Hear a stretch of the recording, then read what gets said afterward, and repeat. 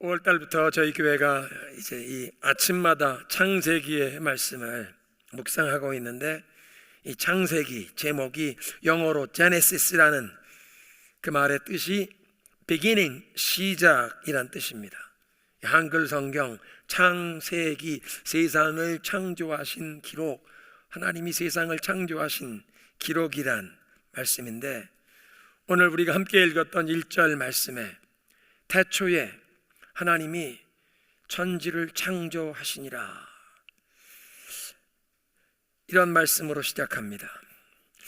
이런 말씀을 대하면서 어떤 사람들은 이건 기독교인들과 이 유대인들의 신앙이 담긴 신화, myth, 창조 신화다, 그렇게 얘기를 합니다.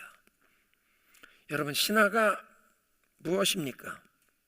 신화란 사람들이 만들어낸 이야기라는 뜻입니다.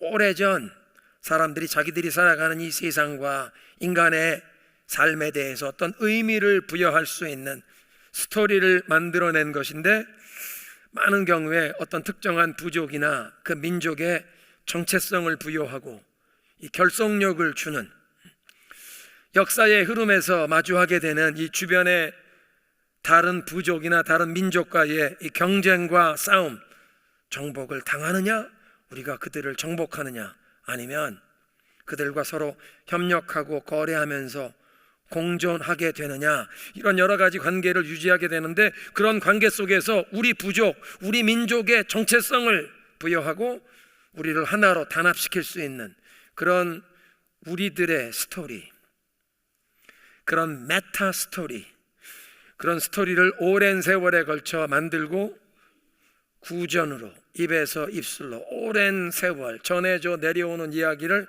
신화라고 합니다. 예를 들어서 우리 한국 사람들의 역사엔 단군 신화가 있죠. 하늘의 하느님, 환인의 아들 환웅이 내려오셔서 태백산에 내려오셔서 신시를 세우고 백성들을 다스리는데, 호랑이와 곰이 사람이 되고 싶다고 그렇게 계속 비니까 영험이 있는 쑥과 마늘을 20알을 주면서 이걸 먹고 동굴 안에서 햇볕을 100일 동안 보지 않으면 사람이 될 수 있다. 그걸 주어서 동굴에 들어갔는데 호랑이는 버티지 못하고 그리고 뛰쳐나가고, 곰은 잘 버텨서 여자로 변했는데 웅녀 결혼할 사람을 찾는데 환웅께서 잠깐 사람으로 변해서 웅녀와 결혼을 해서 아들이 태어났으니 그게 단군이다. 여러분, 단군 신화 너무 오래전에 배우셔도 기억이 안 나시죠? 사람들이 만들어낸 이야기라는 것을 압니다. 어떻게 곰이 쑥과 마늘을 먹고 동굴에서 버틴다고 사람으로 변하고, 사람으로 변한 웅녀가 또 사람을 출생시킵니까? 사람이 만들어낸 이야기. 그런데 성경에 기록된 창조, 천지창조의 기록을 단군 신화와 같은 창조 신화라 부른다면, 그 천지창조 부분만 아니라 이 성경이 결국은 사람들이 만들어낸 이야기가 다 들어간 것이라, 일부 조금 사실이 있겠지만 사람들이 만들어낸 얘기가 다 들어간 것이라 그렇게 얘기하는 것이 됩니다. 우주의 실체를 알 수 없는 사람들이 캄캄하게 보이지 않는 상태에서 손으로 더듬어 가면서 이 우주의 근원과 인생의 의미에 대해, 그리고 어떤 신적인 존재에 대해 이 사람들의 최고의 상상력과 통찰, 그런 깨달음을, 지혜를 모아서 글을 쓴 게 성경이다, 그렇게 얘기하는 것밖에 되지 않습니다. 그리고 이 천지 창조가 기록된 그런 모든 내용을 포함한 이 성경을 신화, 사람들이 만들어낸 이야기라고 부른다면, 이런 사람이 만들어낸 글에는 오류, 잘못된 내용, 거짓된 내용이 들어있을 수도 있습니다. 옛날 인간의 이 학문과 과학기술 문명이 발전되기 전에 그 전 시대의 사람들이 무지함 가운데 오늘날 우리가 알고 있는 이 리얼리티, 현실과 상반되는 그런 잘못된 이야기들을 성경에 집어 넣을 수 있었다는 얘기가 됩니다. 그렇다면 오늘날 21세기를 살아가는 우리들이 이 시대에 뒤떨어진 오류와 거짓을 담은 사람들이 지어낸 얘기에 무슨 권위를 부여하고 그 성경 말씀에 귀 기울일 필요가 있겠습니까? 그런데 성경이 그렇게 단순히 사람들이 만들어낸 이야기를 기록한 책일까요? 성경의 그 66권 각 권을 기록한 저자들은 자기들의 생각을 기록하는 것으로 여기지 않고 분명히 하나님이 주시는 메시지를 기록하는 것으로 그렇게 확신했습니다. 구약 성경만 보아도 2600번 이상 하나님의 말씀을 기록한다고 그렇게 밝힙니다. 불붙은 가시덤불 가운데 하나님께서 모세에게 말씀하시니라. 여호와의 말씀이 예레미야에게 임하시니라. 이제 주께서 이렇게 말씀하시느니라. 너희는 여호와의 말씀을 들을지어다. 자기가 생각해낸, 사람이 만들어낸 이야기를 적는다고 생각하지 않고 하나님이 주신 메시지를 대언하는 것으로 알았고, 그렇게 하나님이 주신 메시지를 전달하는 이 사명을 감당하기 위해서 큰 위험을 감당하기도 했고, 어떤 사람들은 그 하나님의 메시지를 전하느라 자기의 목숨을 잃기도 했습니다. 신약성경 고린도전서 2장 9절 이하에 있는 말씀은 사람들이 우리의 능력으로 발견하거나 상상할 수도 없는 No eye has seen, no ear has heard, and no mind has ever conceived. 그 누구의 눈으로도 보지도 못하고 귀로 들어본 적도 없고 사람들의 마음으로 상상도 해보지 못한 것을 하나님께서 그 사랑하는 사람들을 위해 예비해 두셨는데, 알려주시는데 성령을 통해 하나님의 생각을 알려주셨다 말씀하십니다. 그리고 이렇게 사람이 알 수 없는 내용을 하나님께서 우리에게 알려주시는 것을 계시, 감추어졌던 것을 들추어 드러내 보이신다. 계시, 사람이 알 수 없는 것을 하나님이 알려주시는 것, 계시라고 합니다. 그리고 성경이 바로 이렇게 하나님이 알려주시는 계시를 기록한 책이라는 것입니다. 예수님께서도 천지창조나 노아의 홍수나 소돔과 고모라의 그 하늘에서 불과 유황이 내려와서 멸망당한 사건이나, 아니면 요나 선지자가 큰 물고기의 뱃속에서 사흘을 지냈던 이런 이야기들을, 이런 구약 성경의 내용들을, 믿기 힘든 이런 내용들을 myth, 신화로 여기지 않으시고 역사적인 사건으로, historical event, 역사적인 사실로 언급하셨습니다. 뿐만 아니라 예수님께서는 이 성경에 기록된 역사적인 사건들이 단순히 과거의 사건을 기록한 역사에 끝나는 것이 아니라 인류 역사 모든 시대를 살아가는, 전 세계의 모든 곳에 살아가는 사람들에게 창조주 하나님께서 주시는 메시지가 담겨있는 살아있는 말씀이라고 그렇게 가르치셨습니다. 그래서 성경이 다른 종교나 세상의 많은 문화권에서 우리가 발견하게 되는 신화나 전설과 구분이 되는 점이 세 가지가 있는데, 첫째는 성경에 기록된 모든 내용들은 역사적으로 정확하고 사실적이라는 것이요, 두 번째는 이스라엘의 역사가 기록되었지만, 아니 단군의 자손인 우리 한민족이 왜 남의 나라 역사를 배워야 합니까? 이스라엘의 역사가 기록된 내용이지만 이것이 단순히 이스라엘의 역사를 기록한 사람들의 생각과 사람들의 의견이 아니라 이게 하나님의 뜻을 밝히시는 하나님의 계시라는 사실이죠. 뿐만 아니라 성경은 살아있는 책이라는 점, 그래서 성경을 통해 과거에 지나간 시대에 말씀하셨던 하나님께서는 오늘도 성경을 통해 우리에게 말씀하시며 우리의 영혼에 위로와 평안을 주시고 소망과 용기를 주시는 줄로 믿습니다. 그러니까 성경의 이 천지 창조에 관한 내용은 신화가 아니라 계시된 진리, 하나님께서 계시해 주신 진리라는 사실입니다. 그러면 하나님이 계신 것을 우리는 어떻게 알 수 있느냐? 태초에 하나님이 천지를 창조하셨다라고 선포하시는데 어떤 사람들은 묻습니다. 하나님이 계시다는 것을 어떻게 알 수 있습니까? 두 가지 방법을 통해 하나님이 계시다는 사실을 알 수 있는데, 첫째는 우리가 살아가는 이 세계 우주 만물이, 이 모든 것이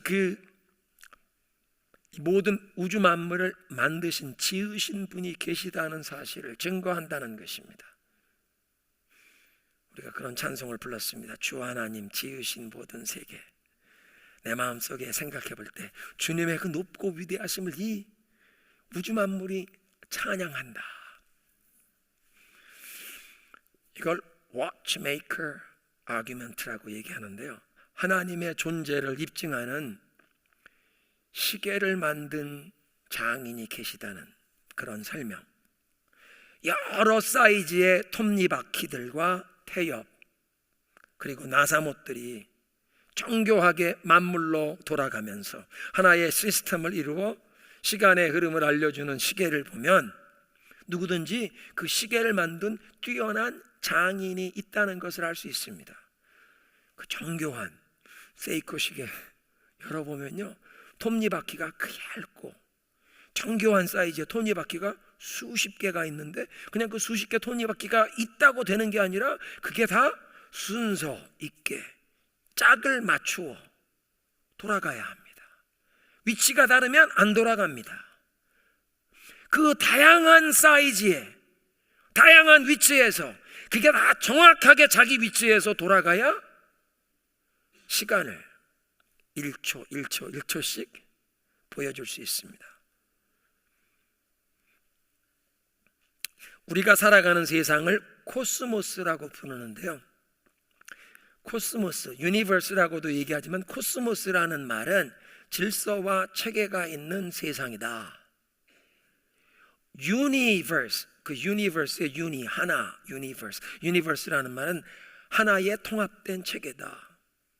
어떤 하나의 통합된 법칙에 의해 돌아가는 이 체계다, 그런 뜻입니다. 하나의 통합된 법칙이 아니라 가상 공간을 만들어 놓고 이 세상에선 통하는 법칙이 통하지 않는 다른 세상이 있으면 그거는 유니버스가 아니라 폴리버스, 하나의 법이 아닌 여러의 법칙에 따라 돌아가는 다른 세상이 있다는 얘기인데, 지금 세상은 유니버스, 하나의 법칙에 의해 움직이는 하나의 법칙 시스템이 돌아가는 세상입니다. 질서와 체계가 있는 우주, 이 세상, 코스모스라고 하고, 혼돈과 무질서의 그 파괴와 우연한 사고의 연속이 아니라 정교한 질서로 돌아가는 코스모스. 마치 시계가 그 수백 개의 부품이 정교하게 질서 있게 돌아가듯, 이 세상 코스모스를 보면 뛰어난 지혜로 우주 만물을 창조하신 조물주가 계시다 하는 것을 알 수 있다는 것입니다. 이런 우주 만물을 의도적으로 만드신, 그런 뛰어난 지혜로 만드신 조물주도 없이 우연히 생겨난 거라고 말하는 것은 무지한 것입니다. 어리석은 것입니다. 지구는 하루 24시간에 한 바퀴 스스로 도는 자전을 하고, 이 자전을 하면서 태양을 중심으로 1년 365일에 한 바퀴를 도는 공전을 합니다. 그런데 이 지구가 태양 주위를 도는 이 공전의 속도가 여러분 초속 30km, 1초에 30km. 이걸 우리가 보통 자동차 속도와 비교한 마일로 비교하면 시속 66,600마일, 시속 66,600마일로 이 지구가 우주 공간을 달려가면서, 날아가면서 태양 주위를 돌고 있습니다. 그렇게 빠르게 우주 공간을 날아가는데도 우주의 그 많은 별들과 이 해성 이런 것에 충돌하지 않고 태양 주위를 1년에 한 바퀴씩 돌고 있습니다. 뿐만 아니라 이 지구에 스스로 돌고 있는 자전축이 23.5도 기울어져 있는데, 기울어져 있는 것 때문에 태양빛을 받는 것이 공전을 하는 동안 서로 다르기 때문에 적당하게 데펴졌다가 적당하게 식기도 하면서 지구 각 지역에 사시사철이 있습니다. 그래서 사람과 짐승, 새들이 살아가기 좋은 이 기후와 환경이 조성됩니다. 만약 지구의 자전축이 23.5도 기울지 않고 똑바로 서 있다고 하면 북극과 남극 지역은 항상 추울 것이고, 적도 지역은 항상 태양빛을 너무 뜨겁게 받아서 쩔쩔 끓어오르고, 그러면 사계절도 없을 것입니다. 그리고 더운 공기는 위로 올라가고 찬바람은 위에서 내려오는 현상 때문에 적도 지역에서 뜨거운 바람이 위로 올라가고 되겠고, 극지역에서 찬바람은 아래로 내려, 이게 그냥 매일 매시간 태풍과 같은 강풍이 계속 불어서 지구 표면에 그냥 태풍과 같은 강풍이 항상 부는, 사람이나 짐승, 새가 제대로 살 수 있는 환경이 되지 못할 것입니다. 그런데 23.5도 이렇게 삐딱하게 기울어서 돌아 적당하게 데펴지기도 하고 적당하게 식기도 하고 간혹 태풍이 일기도 하지만 공기가 순환이 되고 물이 해류가 돌기도 하고, 과학이 발전하면 할수록 우리가 살아가는 이 지구라는 환경이 우연히 생긴 것이 아니라 놀라운 지혜를 가지신 창조주께서 만들어 놓으신 온 우주의 그 수억 개의 별들 가운데 인간이 살기에 가장 적합하게 설계된 유일한 공간이요, 기적과 같은 작품이라는 사실을 과학이 발전하면 발전할수록 깨닫게 되는 것입니다. 이렇게 우리가 살아가는 이 코스모스, 질서와 체계를 갖춘 우주 만물과 그 안에 지구가 존재하고 우리가 살아간다는 사실이 창조주 하나님이 계심을 증거하는데, 우리는 이것을 신학적인 용어로 일반 계시라 부르는 것입니다. 한번 따라합니다. 일반 계시. 세상 모든 사람이 어느 누구든지 그냥 열린 마음으로 이치를 살펴보기만 하면 이 천하 만물을 지으신 분이 계시다, 조물주 하나님의 존재를 알 수 있도록 천지 만물이 그 사실을 보편적으로 전시하고 있다, 그런 뜻입니다. 오늘 예배의 부름이었던 시편 19편이 이런 사실을 증거합니다. 하늘이 하나님의 영광을 선포하고 궁창이 그의 손으로 하신 일을 나타내는도다. 날은 날에게 말하고 밤은 밤에게 지식을 전하니 언어도 없고 말씀도 없으며 들리는 소리가 없으나 그 소리가 온 땅에 통하고 그 말씀이 세상 끝까지 이르는도다. 두 번째로 하나님이 계시다는 사실을 우리가 알 수 있는 길은 하나님께서 직접 자신을 우리에게 알려주시려고 말씀하시고, 그 말씀을 하시는데도 그걸 우리가 제대로 깨닫지 못하니까 얼마나 하나님이 답답하셨으면 직접 찾아오셨습니다. 성부, 성자, 성령 삼위일체 하나님의 그 사랑과 영광을 보여주시고자 성자 하나님께서 사람의 몸을 입고 우리 인간의 역사에, 우리 인간 세상에 직접 찾아오셨으니 그분이 예수 그리스도이십니다. 말씀이 육신이 되어 우리 가운데 거하심에 우리가 그 영광을 보니 하나님의 독생자의 영광이요 은혜와 진리가 충만하더라. 태초에, 그럼 그 태초 전에는, 태초 전은 없습니다. 그건 그냥 영원입니다. 영원이라는 세상은 시간과 공간의 이 제한 틀 밖에 성부, 성자, 성령 삼위 하나님께서 완전한 사랑의 펠로십 가운데 거하시다가 시간을 만드시고 공간을 만드시고 태초에, 그리고 그 시간과 공간의 틀 밖에서 이 시간과 공간, 이 온 우주 만물을 창조하신 조물주 하나님께서 당신이 만드신 세상 안에 사람의 몸을 입고 찾아오신, 말씀이 육신이 되어 찾아오신 예수 그리스도, 그 영광을 보니 은혜와 진리가 충만하더라. 그래서 신구약 성경은 예수 그리스도에 대해 증거하시면서 하나님이 어떤 분이신지 우리에게 알려주시고 말씀하시는데, 그래서 성경을 통해 오늘도 하나님께서 우리에게 말씀하시고, 그래서 우리는 신학적으로 이것을 특별 계시라고 부릅니다. 따라합니다. 특별 계시. 우주 만물이 하나님이 계심을 증거하는 그 일반 계시와 또 말씀을 통해 하나님이 어떤 분이신지 그 창조주 하나님에 대해서 우리에게 알려주시는 그 특별 계시, 우리는 이 두 가지로 하나님이 계시다는 사실을 알 수 있습니다. 그리고 하나님이 계심을 우리에게 알려주시는, 하나님이 어떤 분이신지를 알려주시는 이 성경은 태초에 하나님이 천지를 창조하셨다는 선포로 시작합니다. 태초에 하나님이 천지를 창조하셨다. 이게 무슨 뜻입니까? 하나님께서 천하 만물을 창조하셨다는 말씀은, 그러면 이 세상에 존재하는 모든 것의 근원, 출발점이 하나님이시라는 뜻이요, 모든 존재하는 것의 근원이 하나님이시라면 우리들의 존재와 삶도 하나님이 그 근원이 되시고 하나님께로부터 출발했다는 뜻입니다.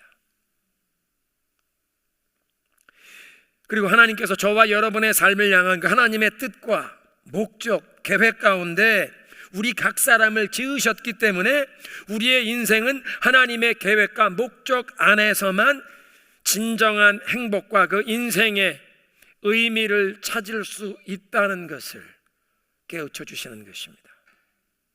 하나님의 목적, 하나님의 뜻, 하나님의 계획 안에서만 인생의 참된 만족과 행복, 우리의 존재의 이유와 의미를 발견할 수 있다.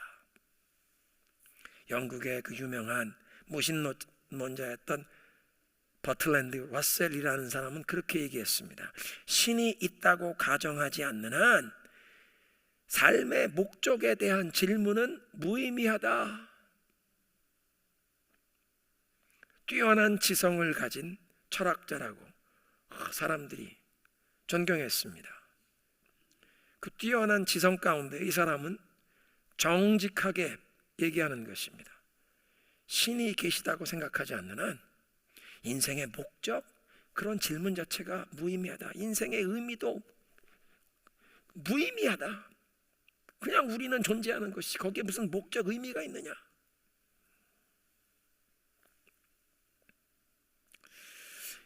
인간은 지구상에 살아가는 수많은 생명체 가운데 자신의 그 존재의 이유, 내가 왜 이 세상에 태어났나? 나는 무엇을 위해 살아가야 하나? 자기의 그 존재 이유와 목적, 인생의 의미에 대해 고민하는 유일한 존재입니다. 그 인류 역사의 4대 성현으로 불리는 4대 성현 중에 한 사람으로 꼽히는 헬라의 철학자 소크라테스가 남긴 그 유명한 명언을 우리 모두 아시죠? 뭐를 알라? 내 자신을 알라. 당신의 이름 석자를 아느냐, 그 얘기가 아니라는 것을 알죠. 네가 어떤 존재이고 당신이 누구인지 정말 아는가? 당신은 어디로부터 와서 어디로 가고 있으며 당신이 이 세상에 태어난 이유, 무엇을 위해 살아가야 하는지 그 인생의 목적과 의미를 아는가? 그것을 묻는 그런 말입니다. 내 자신을 알라. 너는 어떤 존재이며 무엇을 위해 살아가야 하는, 어떤 일을 해야 하는 존재인지 아느냐? 그런데 하나님을 떠나서는 인생에 목적이나 의미 같은 것 찾을 수 없다는 사실을 무신론자까지도 인정할 수밖에 없었습니다. 수많은 사람들이 인생의 참된 행복과 만족을, 평안을 경험하지 못한 채 살아가는데 그 이유는 창조주 하나님께서 세상 모든 것의 근원, 출발점이 되시며, 그래서 우리의 인생도 하나님께서 그 근원이 되시고 하나님께로부터 출발한 것이기 때문에 하나님을 떠나서 우리가 우리 인생의 어떤 행복, 자기의 만족을 추구하고 나의 어떤 꿈과 계획, 내 포부를 실현하는 성공을 추구한다면 인생의 진정한 행복, 참된 만족을 경험할 수 없고 결국에 남는 것은 허무함과 불안함, 두려움에서 벗어날 수 없다는 사실을 너무 늦게 깨닫게 됩니다. 많은 사람들이 하나님을 믿는다고 하면서도 자신을 위해 하나님을 이용하려는 자세로 신앙생활을 합니다. 사실은 이것은 미신적인 신앙의 자세인데요, 우리 한국 사람들이 잘 아는 이 무속신앙에서는 무당을 불러 구슬하면서 귀신의 힘을 빌어서 내 소원하는 바를 성취하려고 이 신세계의 귀신의 힘을 동원하려고 하는 것이, 그것이 무속신앙입니다. 내 뜻을 이루기 위해, 내 소원을 이루기 위해, 내 목적을 이루기 위해 신의 능력을 동원하여 이용하려는 미신적 무속신앙.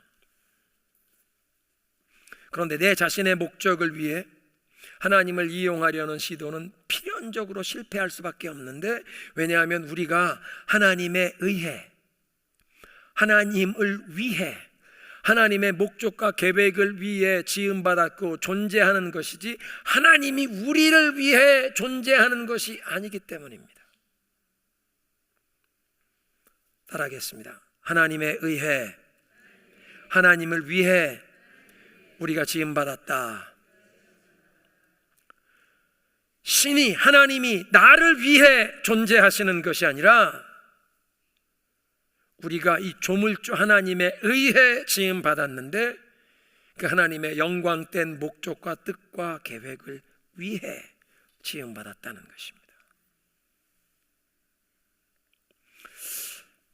이 부분이 인생과 신앙에 방황하는 많은 사람들의 그 문제의 원인인데, 자기가 중심이 된 자세로 인생을 살려고 하기 때문에 나의 꿈과 나의 계획, 나의 목표를 실현하려고,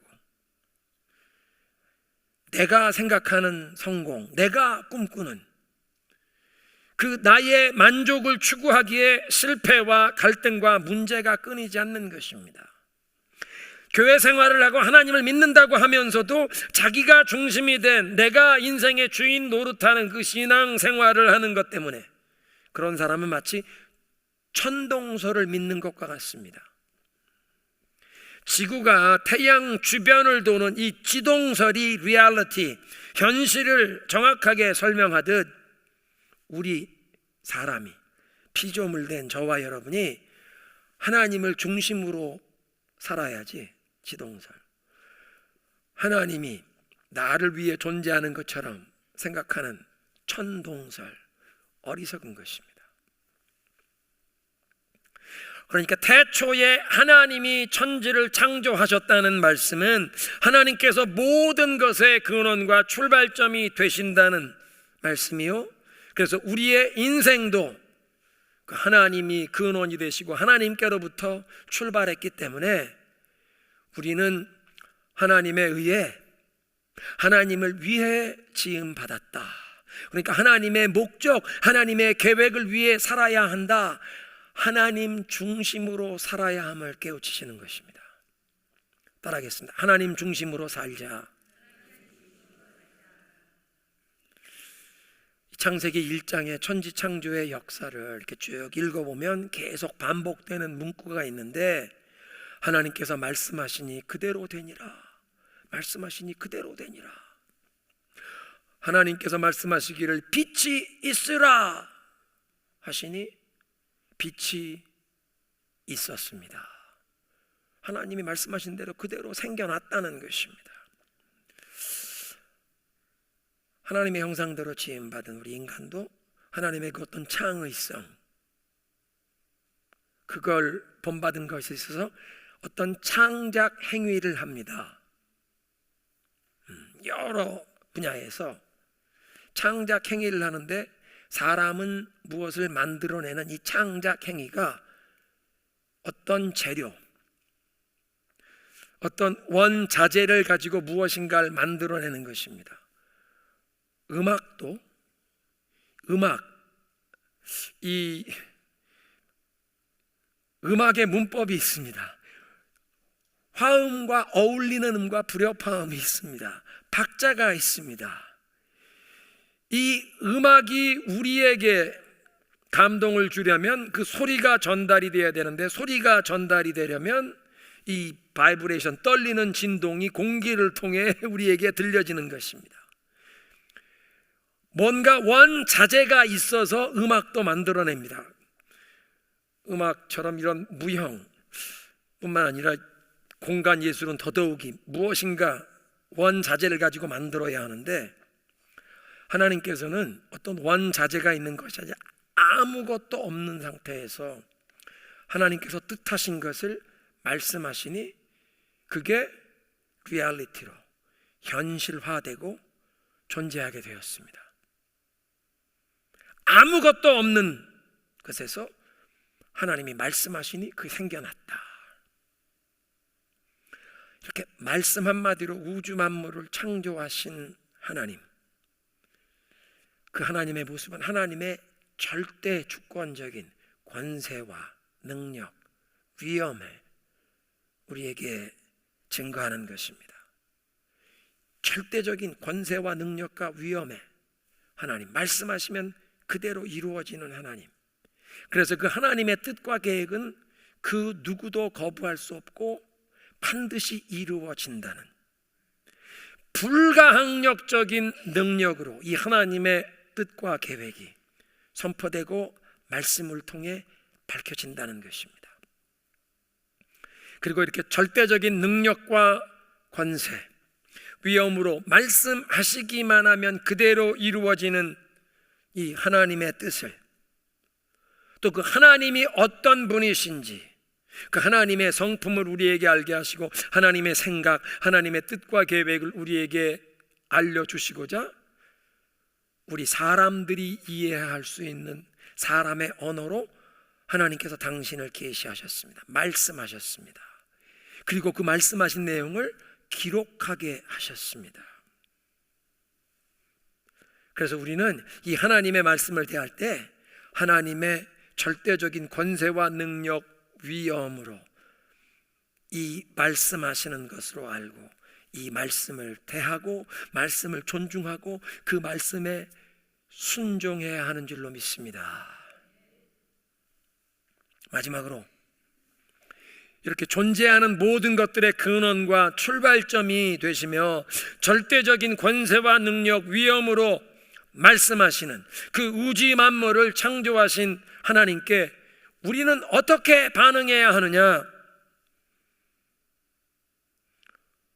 홀로 영원하신 하나님을 찬양하며 하나님을 높여야 합니다. 주 하나님 지으신 모든 세계 내 마음속으로 생각할 때 주님의 그 높고 위대하심을 내가 찬양합니다. 그분이 우리를 지으셨기에 우리가 지금 존재하는 것이기에 우리는 그 창조주 하나님의 그 높고 위대하심을 찬양하는 것이 지음받은 피조물의 본분인 줄로 믿습니다. 그 하나님을 높이고 하나님을 찬양하고 하나님께 영광을 돌리는 것이 우리의 본분입니다. 두 번째로 우주 만물의 주인이시오 우리 인생의 주인이신 하나님께 순복해야 합니다. 이 온 우주 만물을 창조하신 태초의 역사, 이 시간을 만드시고 하늘과 땅을 창조하신 그 공간을, 모든 시간과 공간, 우리가 존재하는 이 우주 만물을 창조하신, 만드신 주인, 오너 되심을 기억하며 온 우주 만물을 창조하실 뿐 아니라, 그렇다면 저와 여러분의 인생, 우리 가정까지도 하나님이 만드셨음을 우리는 인정하며 그 오너, 주인 되신 하나님의 절대 주권을 우리의 삶에, 우리 가정에, 우리 교회에 우리가 인정하며 순복하며 살아야 할 줄로 믿습니다. 그러니까 주인 되신 하나님 중심으로 생각하고 하나님 중심으로 말하고 하나님 중심으로 우리가 움직여야 한다는 것입니다. 하나님 중심으로 생각하고 하나님 중심으로 말하고 이제 하나님 중심으로 행동하며 살아가기로 결단하라. 세 번째로, 무엇보다 그냥 말씀하시면 그대로 이루어지는, 절대적인 권세와 능력과 위엄으로 이렇게 말씀하시는, 그리고 그 말씀으로 창조하시는 그 하나님의 말씀으로 돌아와야 병들고 망가진 우리의 삶이 고침을 받습니다. 요즘에 인공지능을 얘기하는데요, 그 인공지능 이런 걸 만들면서 의학뿐만 아니라 이 인공지능 이거 개발을 하면서 뉴로사이언스, 뇌과학을 막 발전시키다 보니까 사람이 하루에 평균적으로 한 5만 가지에서 7만 가지의 생각을 한다. 평균적으로 사람은 하루에 6만 가지 생각을 떠올린답니다. 그런데 여러분, 놀라운 것은 사람이 보통 일반적으로 하루에 6만 가지 생각을 떠올리는데 그 중에 90%는 거의 매일 반복되는 생각이라 새로운 생각이 아니라 90%는 거의 반복되는데 그 생각 가운데도 85%는 부정적인 생각이랍니다. 자신에 대해, 다른 사람에 대해, 인생에 대해, 우리 가정에 대해, 내가 살아가는 이 세상에 대해 부정적인 생각이 85%. 이렇게 부정적인 생각을 하루에 6만 가지 생각을 하는데 85%가 이런 부정적인 생각을 많이 하면 인생이 망가지고 가정이 망가지고 세상이 망가지는 거 당연하지 않습니까? 인격이 피폐해지고 망가지는, 영혼이 망가지는. 그래서 우리는 하나님의 말씀에 귀를 기울이고 이 권세와 능력의 말씀에 순종하여 망가진 우리의 영혼과 우리 삶, 우리 가정이 치유함 받아야 할 줄로 믿습니다. 우리가 함께 읽었던 말씀을 보니까 하나님의 이 천지 창조의 역사가 시작되기 전에 땅은 혼돈하고 공허하며 흑암이 깊음 위에 있었다.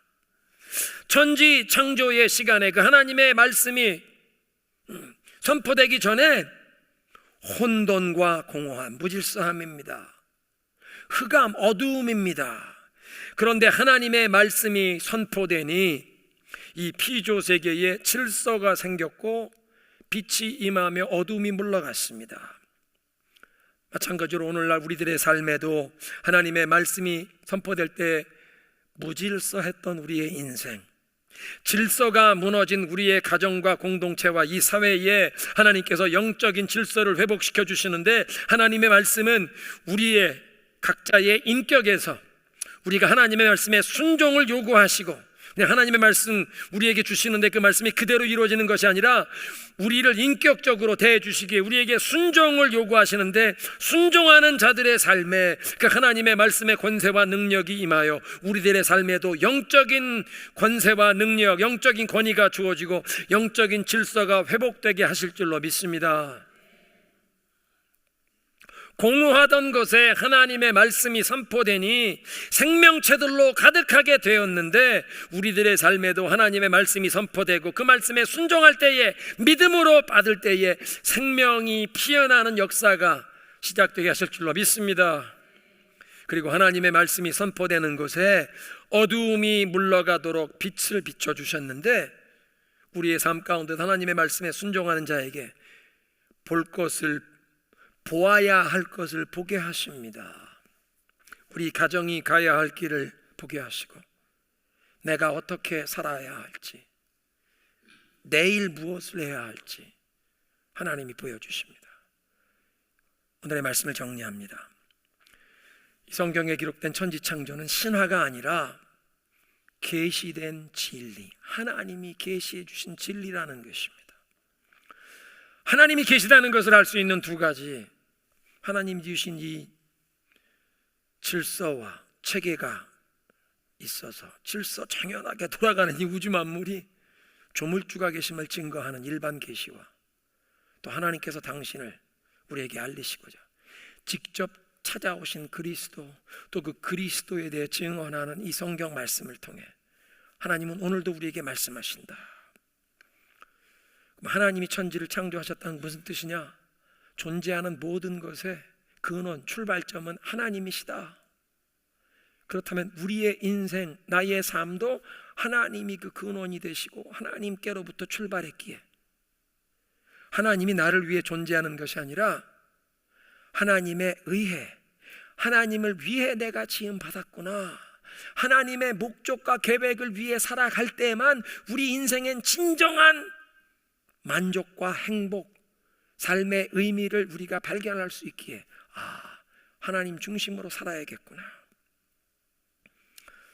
말씀으로, 말씀하시니까 모든 것이 현실로 나타난 것을 보니 하나님의 그 절대적인 권세와 능력과 위엄, 그 하나님의 뜻은 누구도 막을 수 없고 반드시 이루어지는데, 그래서 그 하나님의 능력과 권세의 말씀 존중하고 순복하라. 우리는 어떻게 하나님께 반응해야 하는가? 그 하나님의 높고 위대하심을 찬양하라.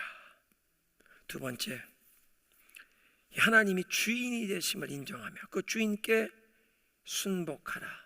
무엇보다 하나님의 말씀으로 돌아와 망가진 우리의 삶 고침받고 치유함을 받으라. 하나님의 말씀에 순종하며 그 하나님이 우리의 삶 가운데 이 영적인 질서를 회복시켜 주시고 이 어두움이 물러가고 볼 것을 보게 하시는 하나님의 그 빛 가운데로 나아가야 할 줄로 믿습니다.